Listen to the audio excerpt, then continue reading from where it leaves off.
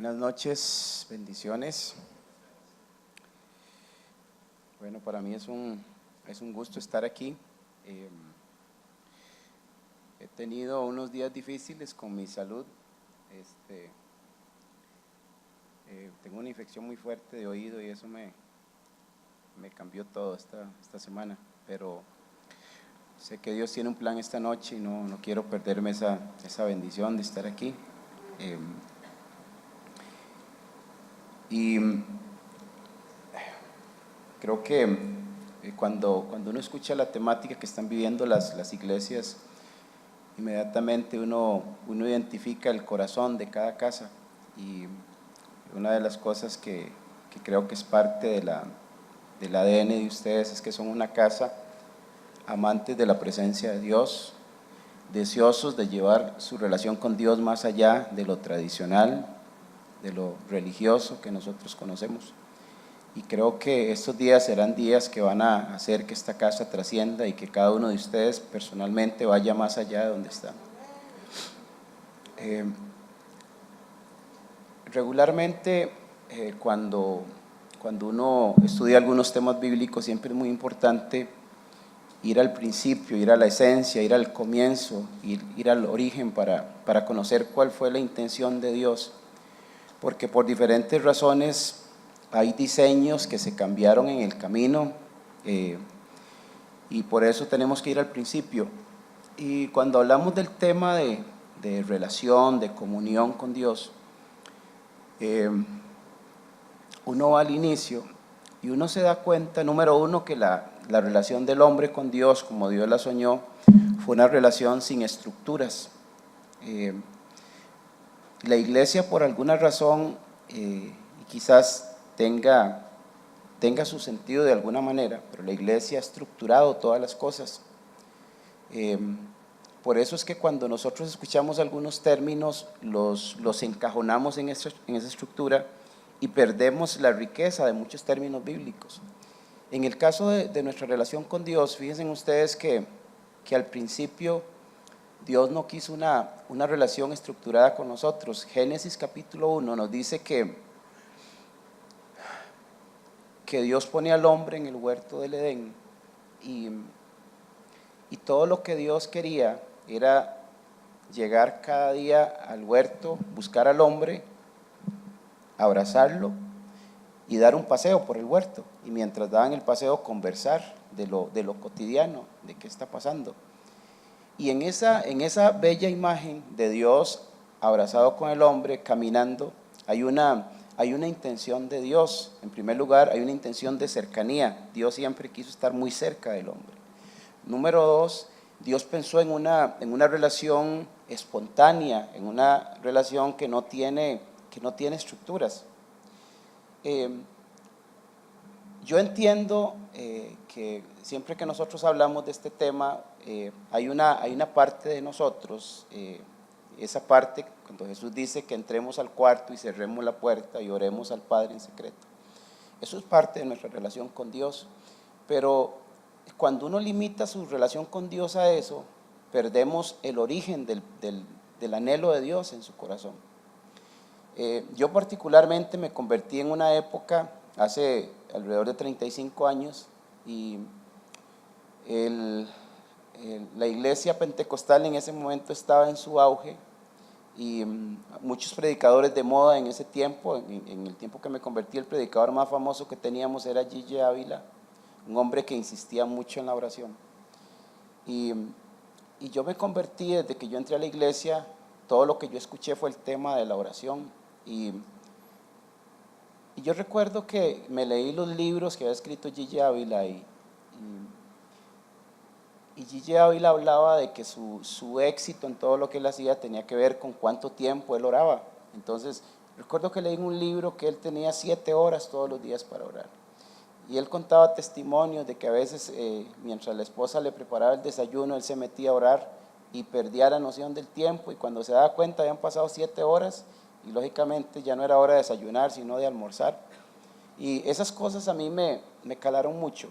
Y yo estoy empezando, yo no sé nada de oración ni de mi relación con Dios. y mi perspectiva es, yo necesito orar las horas que ora Gigi Ávila. Entonces, yo recuerdo que yo entraba a mi cuarto y siempre entraba con dos cosas, entraba con una Biblia y con un reloj. Y mi primera experiencia fue muy estructurada porque yo doblaba mi rodilla y yo empezaba a orar con la perspectiva de que por lo menos yo debería llegar a 2 horas hoy. Pero después de 5 minutos, a mí se me acababan mis oraciones que había aprendido, lo que yo escuché hablar del pastor. Entonces, después de 5 minutos, había un cristiano ahí frustrado y me levantaba. Yo decía, bueno, mañana lo voy a intentar otra vez. Y al día siguiente yo llegaba y lograba 10 minutos. Y recuerdo que después de muchas semanas, la primera vez que logré ver mi reloj y yo vi que había orado 1 hora, para mí fue un éxito maravilloso. Pero ustedes podrán imaginarse que una relación así no funciona cuando estás hablando y estás viendo a ver cuánto ha pasado y vuelves a ver el reloj. Y yo creo que lo que me pasó a mí se parece mucho a la forma como nosotros iniciamos nuestro encuentro con Dios. Y esta noche una de las cosas que yo quisiera hacer a través de la palabra es llevarlos a un punto para que nosotros entendamos claramente cuál es el anhelo de Dios con respecto a nosotros. Y quiero usar hoy 4 verbos que están en la Biblia cuando se habla de esto, de relación con Dios. Y el primer término que quiero usar es el término caminar, que se usa mucho en las Escrituras. Me sorprendí mucho porque leyendo el Hebreos capítulo 11 y leyendo los héroes de la fe, está ahí la gente que el escritor creyó más sobresaliente de las Escrituras para ilustrar el tema de la fe. Y él inicia con personajes súper importantes como Noé, que las hazañas que hizo de fe, creyendo una palabra, creyendo en contra de todo lo que estaba a su alrededor y construyendo un arca en medio de una adversidad increíble, y él es exaltado por eso. Y está Abraham en la lista, el padre de la fe, un hombre que siempre que Dios le dio una palabra, él nunca hizo preguntas, sino que obedeció y le creyó a Dios. Un hombre que estando ya anciano y teniendo una esposa a la par anciana y sin posibilidades de tener un hijo porque es estéril, Dios le da una palabra y Dios le dice, el hijo que te voy a dar no lo vas a tener con una esposa nueva que te voy a dar, será con tu esposa, la estéril. Y él cree esa palabra de Dios, asume eso. Y todos los personajes que usted se encuentra son personajes con grandes hazañas, con un gran historial. Pero de pronto llegué a una parte del capítulo 11 y aparece un hombre del cual hay pocas referencias en la Biblia. Hay unas 3 referencias. Y ese hombre se llama Enoc. Y el escritor de los Hebreos exalta a Enoc. Y uno cuando leí esto, Dios me habló profundamente. Porque ¿saben cuál fue la hazaña ¿saben cuál fue la hazaña de Enoc? Su hazaña fue caminar con Dios. Esa fue su hazaña. Y quizás si a nosotros nos hubiera tocado juzgar quienes entraban en la lista, posiblemente no lo hubiéramos metido, porque pareciera una hazaña que no es nada particular. Y esto creo que nos alumbra mucho a nosotros, los líderes de la iglesia. Y quizás esta palabra nos ayude hoy al liderazgo, porque nosotros tendemos a evaluar nuestro éxito por los resultados visibles. Y hoy en día, en el tiempo donde están de moda las mega iglesias, tendemos a decir, ese es un pastor exitoso porque tiene 2,000 personas en la iglesia. Y uno se da cuenta que Dios mide el éxito de los seres humanos de otra manera. En nuestra evaluación, Enoc no es un hombre exitoso porque no hizo nada trascendental en nuestra mentalidad. A veces a mí me cuesta mucho compartir con algún gremio de los pastores, porque a veces en el gremio se encuentra uno con pastores que todo lo que hablan en sus conversaciones es cuánta gente tienes, de qué tamaño es tu edificio, cuál es tu equipo de sonido. Y a mí esas cosas, vieran que me chocan profundamente, porque yo no puedo decir que este pastor es es un fracaso porque tiene 100 personas en la iglesia y que aquel es exitoso porque tiene 3,000. Y quiero esta noche recordarles, porque eso me cambió la perspectiva a mí, porque nuestra influencia va más allá de las cosas que se ven, de la estructura, de los resultados que humanamente nosotros analizamos. La perspectiva de Dios es diferente. Dios exalta a este hombre por una sola cosa: caminar. Y yo quisiera darles algunas connotaciones que tiene esta palabra para los que están anotando. Génesis capítulo 5 y el verso 24 y Génesis capítulo 11. Quiero que usted me preste atención con esto. Caminar tiene la connotación de vivir. Número 2, habitar. Número 3, perseverar. Y vean que las tres palabras son muy desafiantes. Esa palabra vivir me gusta muchísimo. Si usted tuviera que darle una traducción a este texto, diríamos que Enoc es exaltado porque vivió con Dios, porque habitó con Dios, porque perseveró con Dios. Su relación con Dios no fue una relación que tuvo cortes. Lleva implícita la idea de relación, cercanía, convivencia, y por supuesto no se puede desligar la referencia que esto hace a una vida de relación, perseverancia, estabilidad y fidelidad. Descubro en el resumen de mi vida lo que realmente será determinante para Dios. No serán mis logros, mis trofeos, mis grandes hazañas, mi fama pública, mi dinero, mis posiciones, el registro de los milagros realizados, mis actividades, mis sacrificios, mis horas de servicio, o en fin, aquellas cosas que para nosotros son importantes y que a menudo ocupan nuestro enfoque en nuestro deseo de honrar a Dios. Y quiero que usted escuche esto: al final de tus días será determinante y trascendental tu relación con Dios, tu fidelidad, tu apego, tu perseverancia, tu corazón inclinado a Dios, tu cercanía, tu intimidad, tu obediencia, y en fin, una vida en la que escribimos una historia con Dios en lo privado y en lo público, donde Él fue el ser más importante en quien nuestro corazón amó y escuchó atentamente. Después de dejar esta tierra, espero poder ser reconocido por Dios y por mi gente como un hombre que caminó con Dios. Y esto es muy importante. He estado tratando de sembrar esto en el corazón de las personas que Dios me ha permitido cuidar. Porque la imagen es esta. ¿Me ayudas, Gustavo? La imagen es esta. Nuestra relación con Dios ha estado marcada por una relación que tiene cortes. Imagínense ustedes el problema que nosotros tenemos, que muchos de nosotros en nuestra idea religiosa pensamos que cuando nosotros estamos con nuestros ojos cerrados y estamos experimentando a Dios, nos da miedo abrir los ojos. Uno se encuentra en iglesias que a la gente le da miedo abrir los ojos porque sentimos que abro los ojos y Dios se me esfuma, se me va. Pero tener los ojos cerrados es como mi forma de tener a Dios aquí. Y eso es muy superficial. Dios no se va cuando usted abre sus ojos. Dios no se va de su vida cuando usted sale de su puerta y termina de orar. Tenemos que cambiar esa idea. Lo que el texto habla con respecto a Enoc es esto: Enoc vivió con Dios, perseveró en su relación con Dios. Fue una relación que no tuvo cortes. ¿Saben qué significa esto? Que donde Enoc iba, Dios iba con él. Esta es la imagen que nos da esa palabra, caminar. Y vean qué importante que es esto, porque en las atmósferas donde usted se desenvuelve, usted debería vivir esta imagen. Vean cómo funciona la mente de nosotros. Voy a hablar como un músico que le sirve a Dios, como un adorador. Nosotros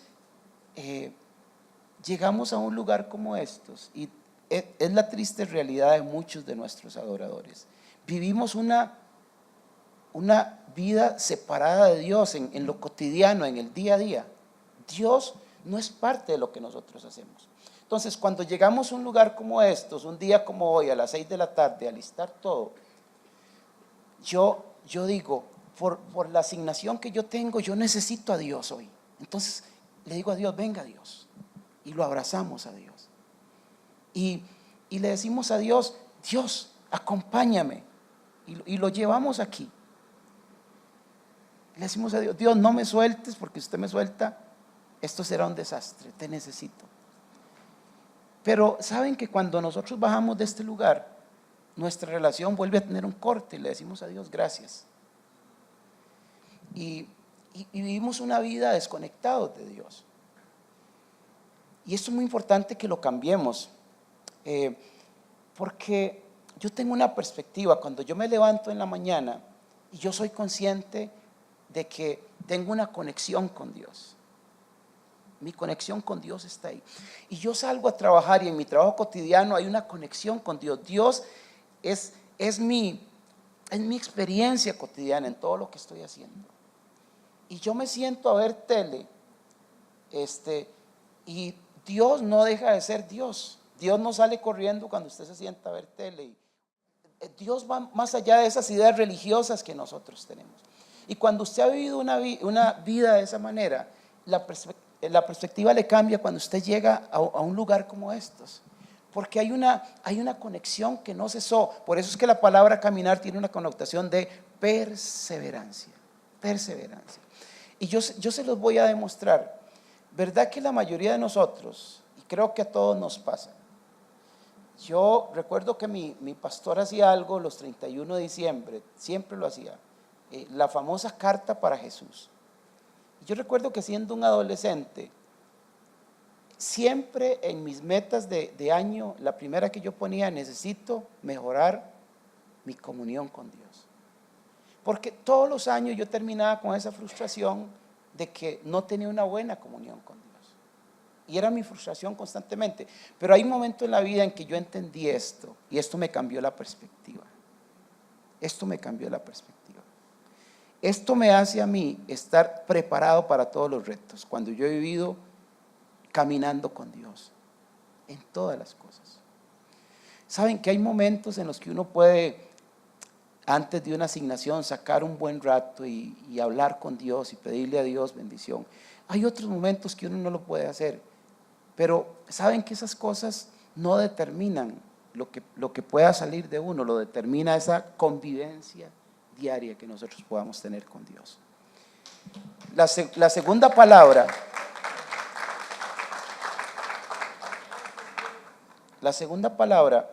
que quiero compartir con ustedes, y esta palabra me ha cambiado la vida en los últimos años, es la palabra habitar. ¿Cuál es la primera? Caminar. La segunda palabra es la palabra habitar. Esa que está ahí es mi esposa. Tenemos 32 años de casados, ¿verdad? Son 32. Así es que a veces se me pierden las cuentas y ustedes saben los ojos que hace una esposa cuando uno pierde la cuenta, ¿verdad? Y recuerdo que yo era en ese momento tocaba gracias, es que ando con fiebre y eso me hace sudar terriblemente. Recuerdo que yo tocaba la guitarra en la iglesia, una iglesia pequeñita ya en Cartago. Nos reuníamos en la sala de una casa. Y recuerdo que en una de las reuniones yo estaba adorando con mi guitarra, y de pronto entró una familia a ese lugar, y una familia, venían los papás con 3 hijos, y de pronto yo vi a mi esposa, imagínense ustedes, tenía 13 años en ese momento, y andaba vestida como se viste en ese tiempo, como se vestía una adolescente, ¿verdad? Con sus medias por aquí, pero desde que yo la vi entrar, me llamó la atención. Creo que una de las cosas que me gustó muchísimo fueron sus ojos verdes, y me flechó inmediatamente. Y entonces recuerdo que al final yo me acerqué y la saludé, y ya me contó dónde vivía y todo lo demás, y los papás decidieron seguir llegando a esa iglesia. Y recuerdo que yo vivía como a 1 kilómetro de donde nos reuníamos, y el papá comenzó a ofrecerme que me llevaba en el carro a la casa.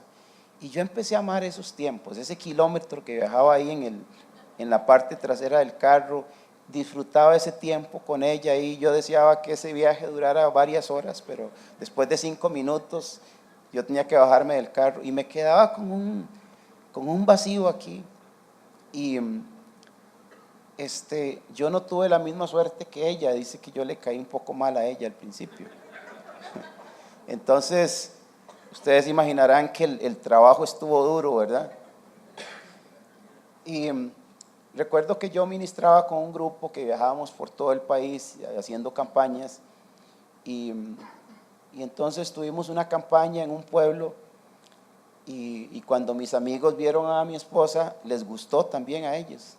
Y entonces uno de mis amigos me dice, ¿por qué usted no le dice a esa muchacha que yo le mando saludos? Sí, claro, me mató, ¿verdad? Porque yo me sentía amenazado.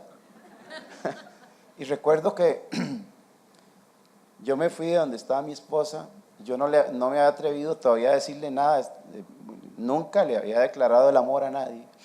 Entonces me voy donde ella y le digo, dice mi amigo Guillermo que le manda saludos, y yo también. Y fue la manera en que me le declaré a mi esposa, ¿verdad? Y bueno, gracias a Dios, mi estrategia de conquista fue mejor que la de los otros y me la gané yo, ¿verdad? Al final. Pero aunque nos parezca una locura, a mí me parece hoy una locura, pero comenzamos ahí a tener amistad. Y yo un día le dije, viera que a mí me hace falta como llevar esta relación más allá, me gustaría como poder ir a su casa y pasar tiempo con usted.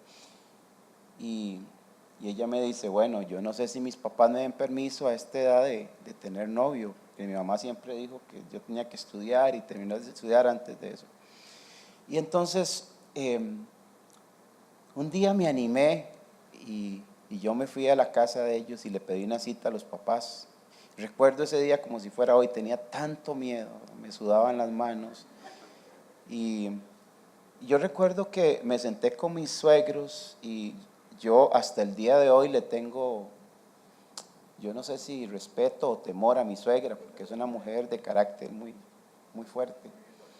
¿Sí? Mi suegro es un pan de Dios, ¿verdad? Pero de ahí, por supuesto, tuve que pedir la entrada a los dos y estaban los dos ahí. Y entonces yo les di todo el discurso que había planeado y les dije, bueno, es que he empezado a sentir cosas por Magali y a mí me gustaría mucho poder tener una relación de noviazgo con ella. Yo tenía 15 años, ella tenía 13. Y, sí, y entonces, después de que yo dije eso, hubo un silencio así sepulcral y yo me quedé esperando, yo dije que mi suegro hable, pero mi suegro no dijo nada. Y entonces mi suegra entró en su discurso, ese discurso que dan las mamás, y ella me dijo, vea, yo siempre le he dicho a mi hija que ella no puede tener novio hasta que termine sus estudios y todo lo demás, y me dio el discurso. Y me dice, pero, dice, hay algo que yo reconozco en usted, y eso me salvó la vida. Me dice, y es que usted es un siervo de Dios. Y me dice, yo desde que mi hija está pequeña, yo le he pedido a Dios que mi hija se case con un siervo de Dios. Y me dice, solo por esa razón voy a cometer una locura y le voy a decir que sí. Y empezamos a jalar, y ese mismo día ella puso las reglas de la relación. Y ella me dijo, puedes venir un día a la semana. Y me dice, quiero que le quede claro, no son 2 ni 3, es un día nada más. Y ese día, yo pensé que me iba a decir domingo, ¿sabes? Y me dice, lunes. Y el horario en que usted puede estar aquí es de 5 de la tarde a 9 de la noche. Y bueno, eso me sonó mejor, son 4 horas. Y recuerdo que yo caminaba todos los lunes, caminaba por una calle polvorienta, cerca de 1 hora para llegar a donde ellos vivían. Y vieran que yo era un niño en ese momento, le tenía terror a caminar de noche y le tenía temor a los perros y todo eso. Y yo recuerdo que me venía con un terrible miedo a las 9 de la noche por la oscuridad que había. Estamos hablando del campo y las calles muy oscuras, y habían ciertos lugares donde los perros salían y me perseguían, y esa historia. Pero lunes tras lunes yo viví esa aventura de anhelar toda la semana, de contar los días y esperar que llegara el día de ir a marcar. Y recuerdo que una de las cosas que nos pasó siempre es que cuando eran las 8 de la noche, yo empezaba a sentir esa desesperación, se me está esfumando el tiempo. Y yo recuerdo que nos abrazábamos y nos besábamos y hablábamos, y ya como faltando unos 10 minutos comenzábamos con ese protocolo de despedida, y yo me despedía. Siempre nos despedíamos como 5 veces, ¿verdad? Y yo recuerdo que la tomaba de la mano y ya eran las 9 y ya le daba el último beso, y cuando yo me iba a ir ella me agarraba del dedo y me devolvía otra vez. Y entonces, cuando eran las 9 en punto, yo siempre escuchaba a mi suegra en la cocina que hacía y ese era el último llamado, ¿verdad? Sí, sí. Y realmente jalamos muy poco tiempo. Y en algún momento de la relación decidimos terminar por un tiempo, porque dijimos, vamos a tener que jalar un montón de años para poder casarnos y todo. Decidimos terminar, y ese tiempo fue un tiempo terrible para mí, al extremo de que llegué a tener tanta desesperación que le pedí a ella que volviéramos otra vez. Y cuando volvimos, hoy lamento, hay muchas cosas que yo no hice. No tuve ese momento romántico que tienen hoy las parejas, ¿verdad? Que planean toda una aventura para pedirle matrimonio. Pero yo solo sé que un día estábamos marcando y yo le dije a mi esposa, me está pasando algo. Yo le dije, tengo una necesidad tan grande de estar con usted, de vivir cerca de usted. Y yo le dije algo, recuerdo las palabras, yo le dije, los lunes no me alcanzan. Y yo le dije, yo quisiera acostarme con usted todos los días y levantarme con usted y desayunar con usted y vivir mis días a la par suya. Y recuerdo que en esa conversación que tuvimos, yo le dije, ¿por qué no hablamos con sus papás a ver si nos dan permiso de casarnos? Fue la segunda locura, porque ella estaba a punto de cumplir sus 17 y yo los 19. Y hablamos con los papás y nos dijeron que sí. Y de esa edad nos casamos hace 32 años. Y esa experiencia, esa necesidad, es una necesidad que está en nosotros con respecto a la gente que amamos. Porque esa palabra, la palabra habitar, tiene la connotación de establecerse de manera permanente en un lugar. Y esa necesidad está en todos nosotros.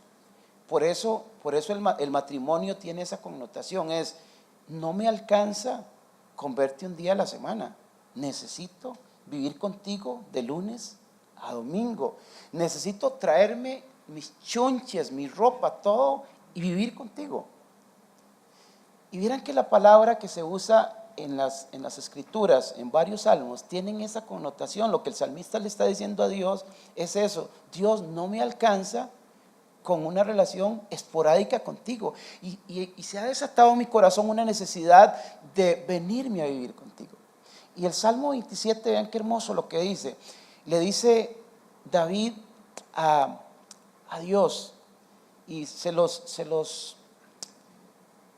comento en la Nueva Versión Internacional. David está delante de Dios y le dice a Dios, Dios, una sola cosa te pido. Y le dice, es lo único que persigo. Vean qué extremo esto, porque lo que David le está diciendo, no me interesa nada más.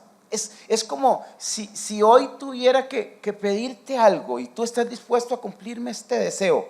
Muchos podrían pedir riqueza y muchos podrían pedir una casa y un carro o pedir una esposa. Pero le dice David a Dios, no, hay solo una cosa te quiero pedir.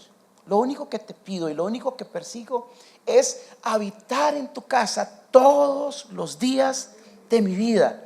Lo que David le está diciendo a Dios es: Dios, permíteme venirme a vivir contigo. No quisiera que mi relación contigo tenga cortes, ya no me alcanza con eso. Y recuerden ustedes que el salmista lo está diciendo en un ambiente donde el acceso a Dios está restringido, donde no todos tienen acceso hasta el lugar donde Dios habita.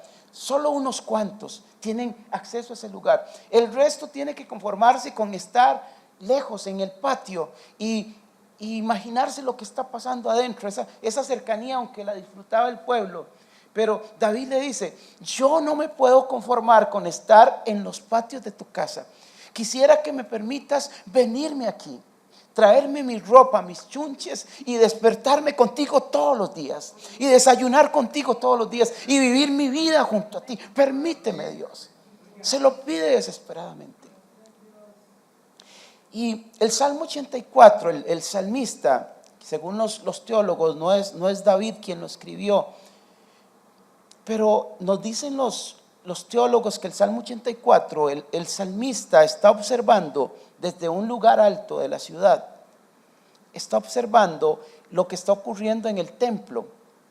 Y ustedes recordarán que David establece un sistema de adoración donde los músicos, los equipos, son 24 equipos que están entrando al templo a adorar. Pero esos músicos que entran a adorar se han establecido en ese lugar, viven ahí. Entonces el salmista los está mirando y está escuchando los sonidos de ellos. Y el salmista le dice a Dios: Dios, cuán amables son tus moradas. Le dice: anhela mi alma y aún ardientemente desea tus atrios, Señor. Y le dice el salmista a Dios, le dice: qué dichosos, la oportunidad de estar ahí, de vivir. Los que, me gusta esta palabra que usa, le dice: los que perpetuamente te están alabando. Los que perpetuamente te están alabando, esos que no tienen corte en su cercanía contigo. Qué dichosos son. Y le dice el salmista a Dios: yo estaría dispuesto a entregarlo todo lo que tengo por vivir ahí, por ser uno de ellos. Estaría dispuesto a darlo todo, le dice el salmista a Dios. Y le dice: es que un solo día contigo, Señor, es mejor que 1000 fuera de este lugar. Y quiero que usted me escuche, porque hay algo que le está pasando al salmista. Lo que le está pasando es que se desató una desesperación por Dios. Le está diciendo a Dios: Dios, no quiero conformarme con verte el lunes de 5 a 9. Eso no es suficiente para mí. Permíteme venirme a vivir contigo.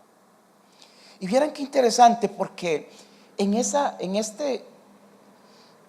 término, en el término habitar, en el contexto donde se usa, habitar tiene la connotación de ocupar de manera permanente un lugar. Escuche esto: ocupar de manera permanente un lugar es residir, es morar, es alojarse y asentarse en ese lugar definitivamente. Hoy Dios está haciendo algo en esta generación. Dios está desatando una necesidad en nosotros, un anhelo tan profundo que nos lleve a hacer eso, a sentarnos de manera definitiva en su presencia, donde nuestra relación con Dios no termina, es permanente, es establecerse, es arraigarse, es instalarse y permanecer allí. La verdadera adoración te conecta con Dios, te acerca, te lleva al nivel donde ya no eres visitante, sino habitante. La opción de visitar la casa de Dios o de tener encuentros regulares con Él ya no es suficiente. No quieres una relación limitada, ya no consideras la idea de venir y tener que irte. Tu mayor necesidad consiste en casarte con Él, irte a vivir con Él, residir con Él el resto de tus días y vivir en una íntima comunión sin interrupciones, sin barreras, sin horarios. Ahora piensas en despertar con Él, vivir tus días con Él, irte a dormir con Él, vivir el resto de tus días y tu eternidad al lado de Dios. Felices los que habitan en tu casa, se quedarán allí para siempre. Esta palabra le cambia la perspectiva a nuestra comunión con Dios. ¿Saben qué pasa con un hombre que habita en la presencia de Dios? Se le sale Dios por todas partes. Huele a Dios. ¿Saben qué le pasa a un adorador que sube a un lugar como estos? Toma un micrófono. ¿Sabe qué se le sale en lo que canta y en todo lo que dice? Se le sale Dios. Por eso es que requerimos que esta generación sea una generación que desarrolla una comunión con Dios que no tiene interrupciones. Una de las cosas que yo amo es saber que cada vez que yo despido la reunión y que yo digo amén, la reunión se terminó, mi comunión con Dios no se termina.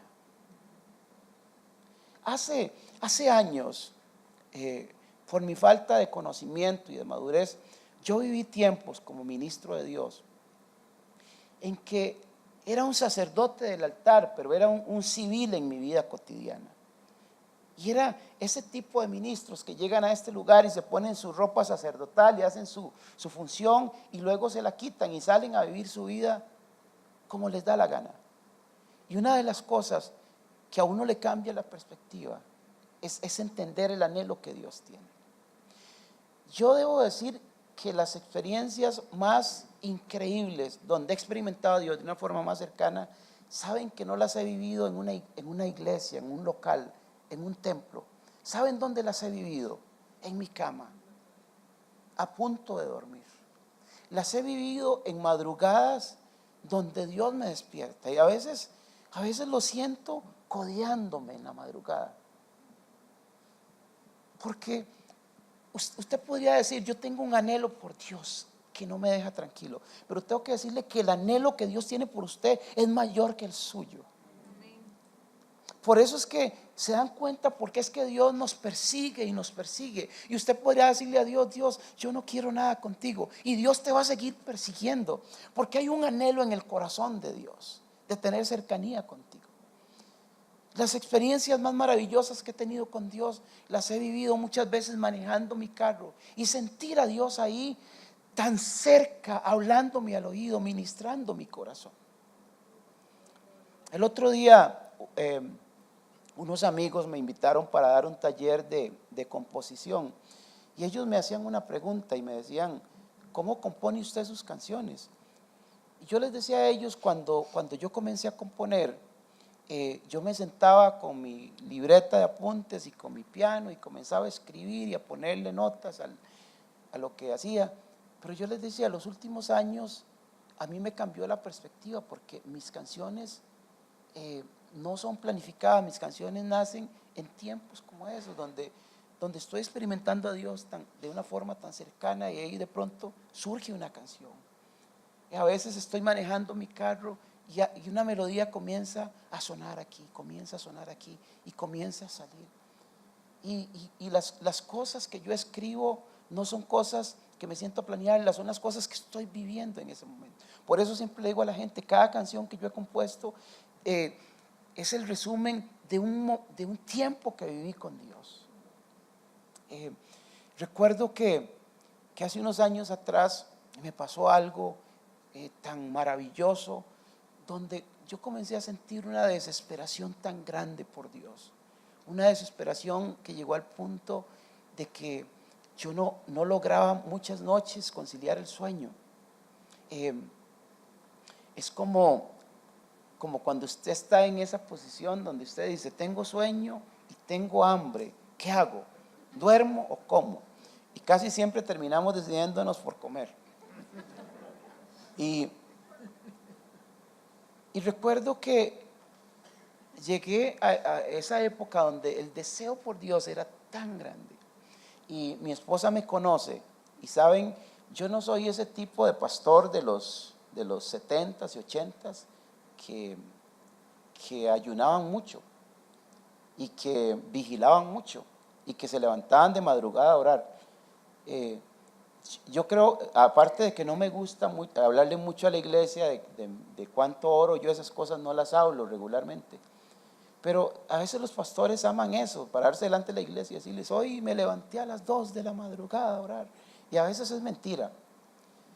Sí, dolorosamente necesitamos como guardar una imagen de que somos gente de oración. Yo siempre le digo a la iglesia, ustedes tienen un pastor que no le gusta mucho levantarse a orar de madrugada. Yo oro a otras horas, pero de madrugada me cuesta mucho. Pero en ese tiempo me pasó algo, y es que la necesidad era tan grande que las madrugadas se volvieron comunes, despertarme y tener que clamar a Dios, ir a Dios. Comenzó a pasarme eso. Y es esa necesidad que andas en la calle y tienes que estar hablando con Dios y tienes que estar adorando a Dios. Y que estás haciendo el trabajo, pero hay un pensamiento fijo aquí en tu corazón. Dios está ahí, le estás hablando a Dios en tu pensamiento. Y en medio de esa etapa nació una canción que se llama Insaciable, porque fue eso es lo que me está pasando. Todo lo que haga, ir a un culto, meterme en mi cuarto y orar 1 o 2 horas, no es suficiente. Se volvió una desesperación en mi corazón.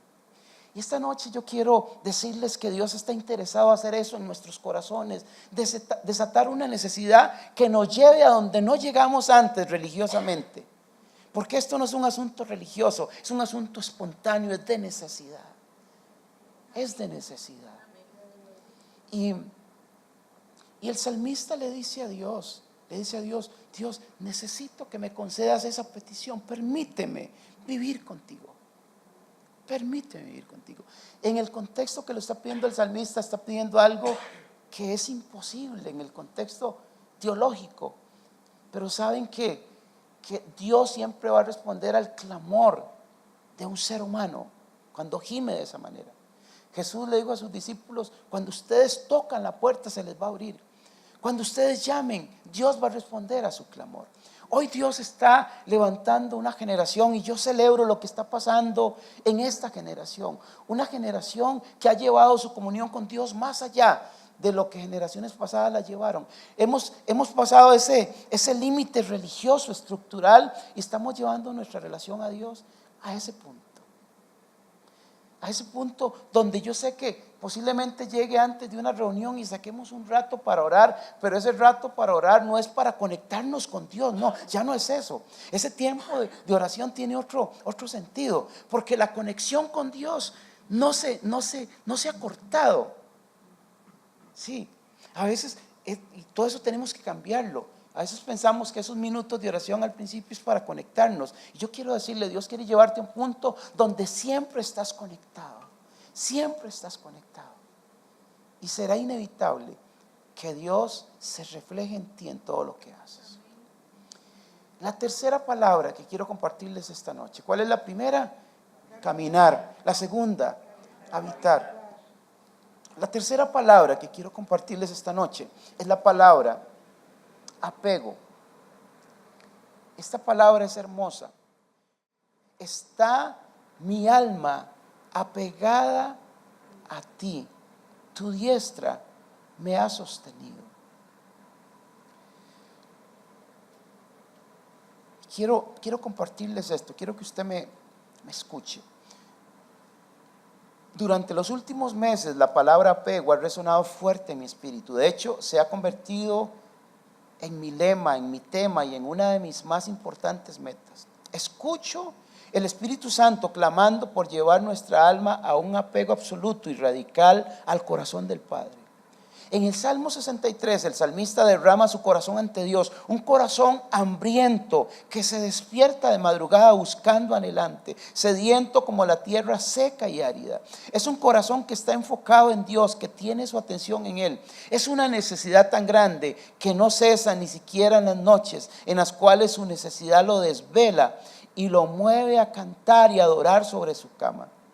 La causa de lo que está viviendo es una urgente necesidad por Dios. No es otra cosa que su alma y todo su ser padeciendo un apego a Dios que se salió de control.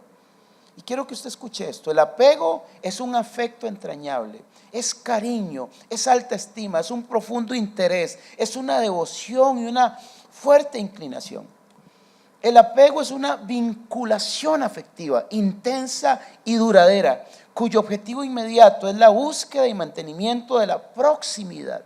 Esa adhesión es estar unido al extremo de resistirnos a la separación, pues ello significa la muerte. El apego se manifiesta con mucha claridad en la relación de un recién nacido con su madre, con la que desarrolla un vínculo y una relación de afecto, admiración y dependencia. Sencillamente su madre se convierte en su mundo, en su lugar preferido, ese lugar donde es alimentado, donde se siente seguro, donde podría pasar su vida con su mirada clavada en lo que representa su todo. El salmista exclama: mi alma está apegada a ti, tu diestra me sostiene. ¡Wow! ¡Qué escena! No es solo el aferro de un corazón al de Dios, que renuncia a la posibilidad de soltarse. Es también el apego de Dios hacia un corazón al que ha abrazado con su diestra, con una fuerza y un vigor tal que manifiesta la determinación de no soltarlo o dejarlo ir. Necesitamos llevar nuestra relación con nuestro Padre a ese extremo donde nuestro corazón se adhiere y se fusiona con el de Dios, al punto de que la separación se vuelve imposible.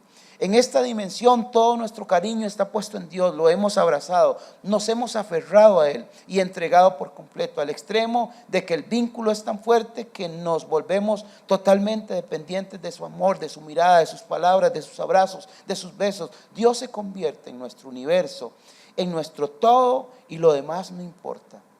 Dios, mi alma se estrecha a ti con un fuerte abrazo. Sufro de apego a ti. Mi corazón te sigue. Mi mirada está fija en ti. Mi vida entera está ligada a ti. Mi corazón se aprieta contra el tuyo, al punto de que se ha entrelazado y fusionado con tu corazón. Estoy aferrado a ti y tú a mí. Tu mano derecha me sostiene.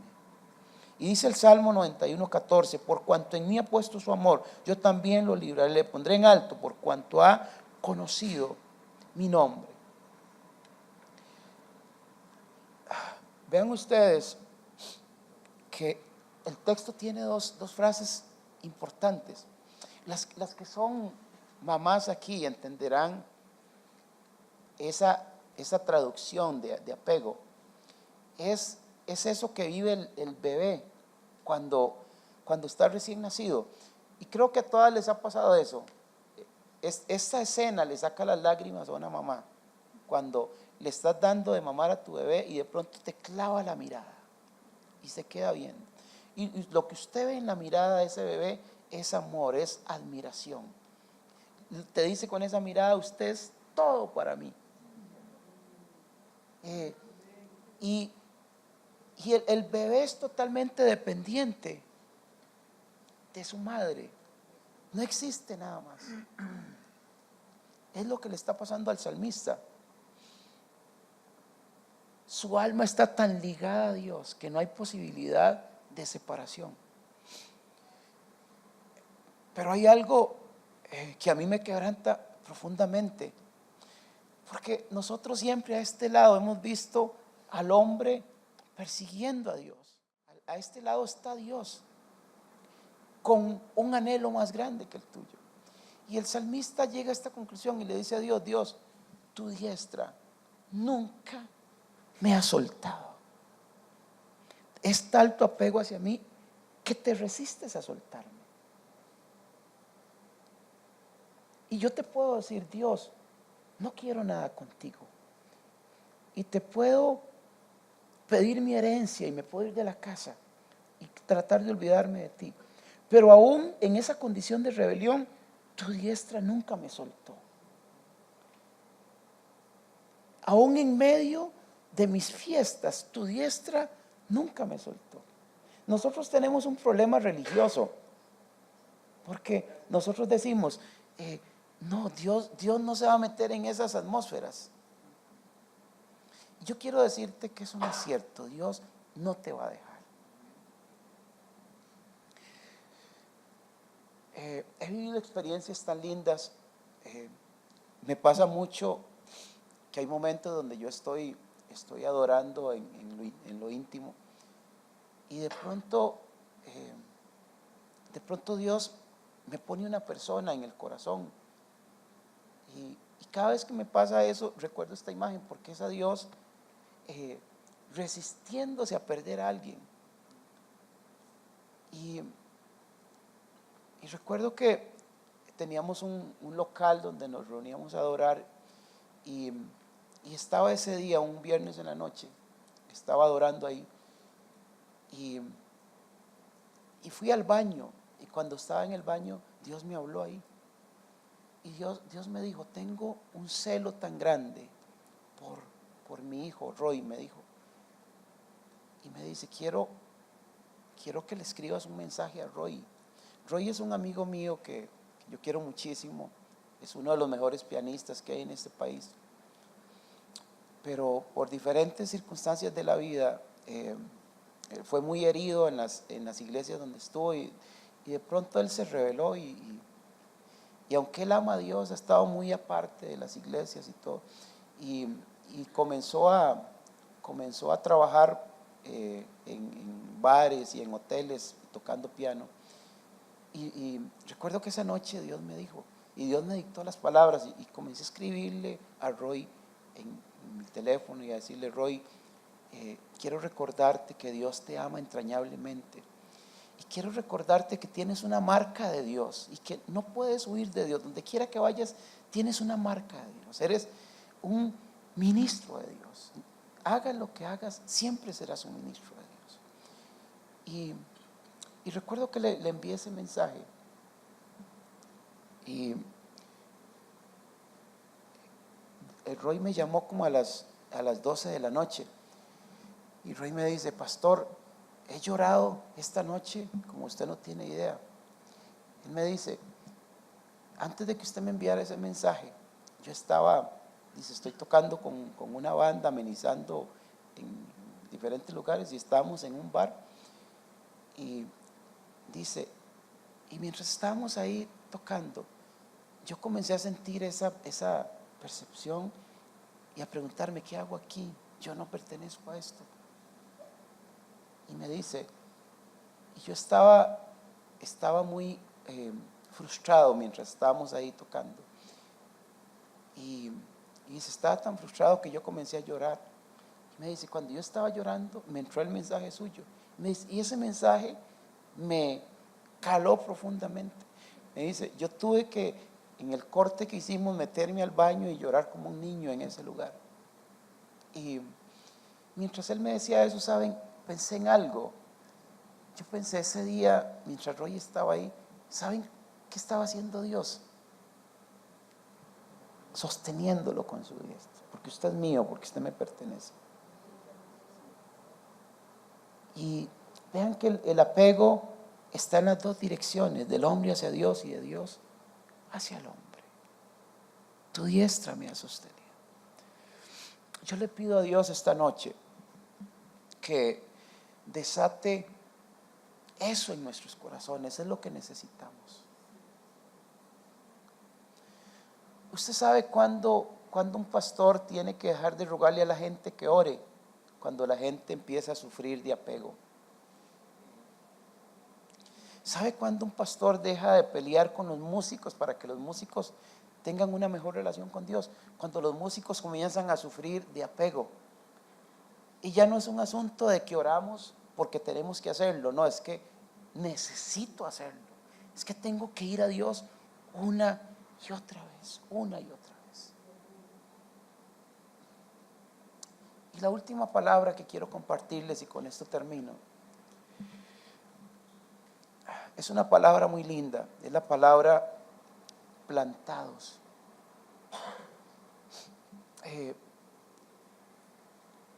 Antes de entrar a esta, hay algo que quería compartirles. Gracias. El salmista, en su afán de explicar lo que le está pasando, está escribiendo canciones que explican lo que le está ocurriendo. Y él usa dos figuras. La primera, en el Salmo 63, cuando le dice a Dios, le dice, Dios, Dios mío, eres tú, yo te busco intensamente, de madrugada te busco intensamente. Y le dice, mi alma tiene sed de ti, mi carne te anhela, cual tierra seca y árida, que clama por agua.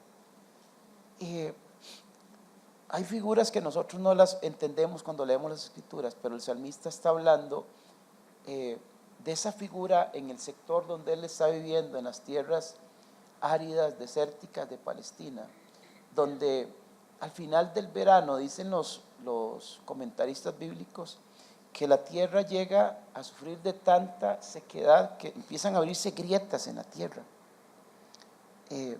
grietas tan grandes por la falta de agua. Y el salmista está viendo eso, y ¿saben qué vio el salmista en esas grietas? Vio el clamor de una tierra que le está gritando al cielo, está pidiendo al cielo que derrame agua.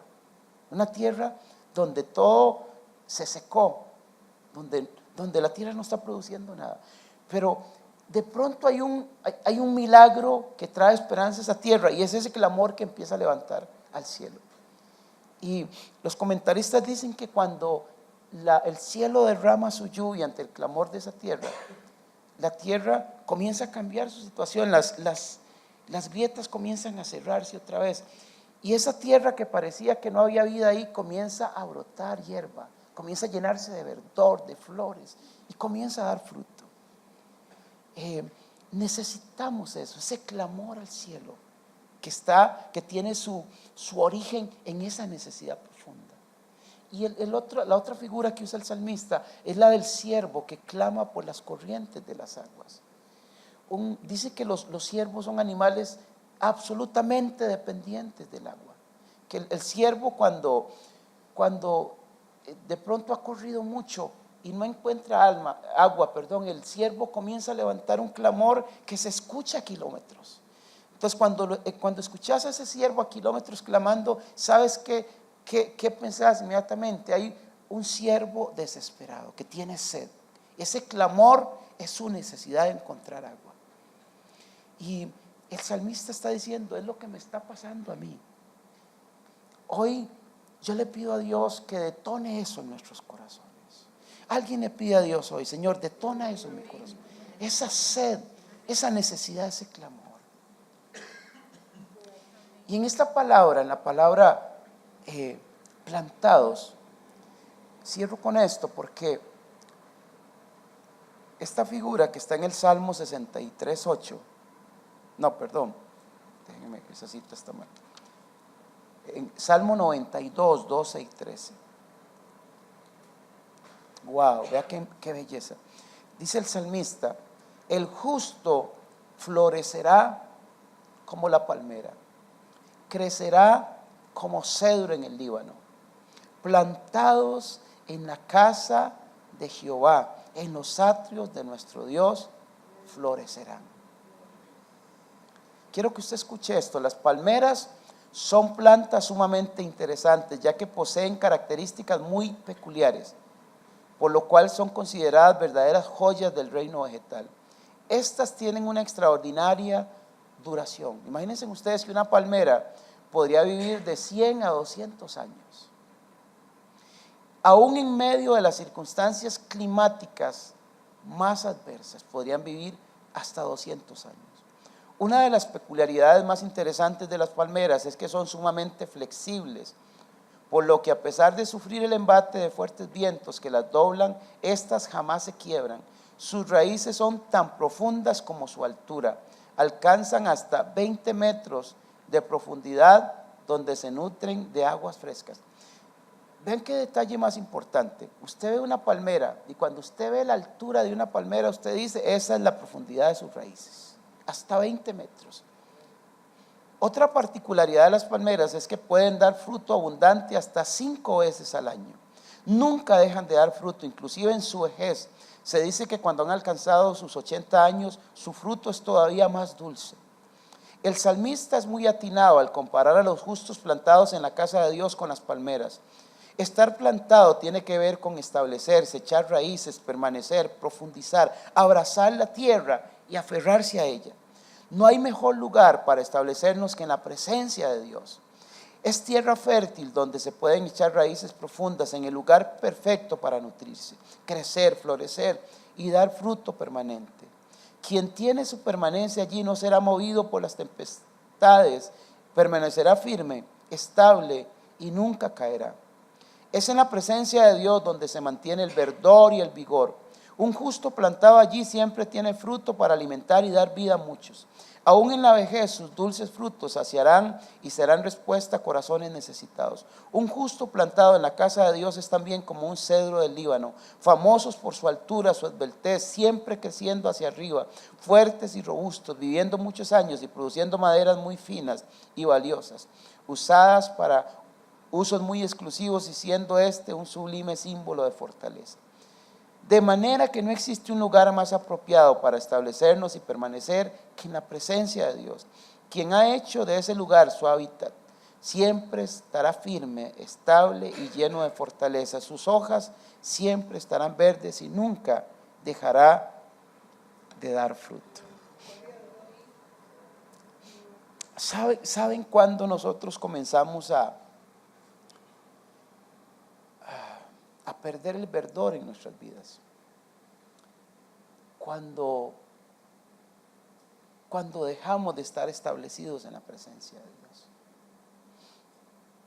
Por eso el salmista usa esa maravillosa escena de una palmera que vivió, diga conmigo, un proceso. Sí, vivió un proceso, ese proceso donde empezó a profundizar en la tierra y profundizó hasta llegar a donde están las aguas frescas. Y cuando llegó ahí, esa realidad de su profundidad se manifiesta en sus hojas que siempre están verdes. Puede estar en el verano más árido, pero sus hojas están verdes. Las tempestades pueden venir y pueden hacer esto con ella, pero ¿saben por qué permanece? Porque sus raíces están profundas. Y usted viene en enero y va a poder tomarse una pipa de ellas. Y usted vuelve 3 meses después y se va a encontrar una pipa en ella. Y vuelve a mediados de año y siempre encuentra fruto, 5 veces al año produciendo. La figura es maravillosa. ¿Sabe qué está diciendo el salmista? Un justo que se ha establecido en la casa de Dios, en el lugar donde Dios habita, que ahí echó sus raíces, que ahí vivió su proceso de profundizar. De Dios está tomando su sustento. Usted siempre se lo va a encontrar con sus hojas verdes. Usted siempre se lo va a encontrar y va a encontrar fruto en él. Usted lo escucha hablando y sus palabras son fruto que alimentan el corazón de las personas. Usted recibirá un abrazo de esa persona y en su abrazo usted será saciado del amor de Dios, porque Dios es transmitido a través de esa persona. Cuando llegas ahí, amo esto, cuando llegas a ese punto de tu comunión con Dios, superas esa trampa tan terrible de tener que figurar, de tener que poner una imagen que no tienes, y te vuelves un ser real. Porque todo lo que tú dices es real, es tu vivencia con Dios.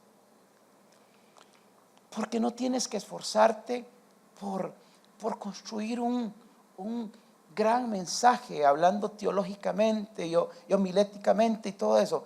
Se te va a salir lo que tienes en el corazón. Jesús dijo, de la abundancia del corazón habla la boca. ¿Saben qué se le sale a un pastor de la boca? Un pastor que se ha establecido en la presencia de Dios. Se le va a salir su vivencia con Dios. ¿Saben qué le sale por la boca a alguien que se ha establecido en la presencia de Dios? Se le sale Dios en sus canciones, en sus palabras, en todo lo que dice. Nosotros los músicos tenemos una cualidad que es buena y a la vez es mala. Uno escucha a un músico muy bueno, inmediatamente uno dice, yo quiero ser como ese músico. Yo recuerdo que en una etapa de mi vida yo conocí a un buen pianista y yo decía, yo necesito acercármele, y me le acercaba y le pedía que me diera clases. Y vivía en eso siempre.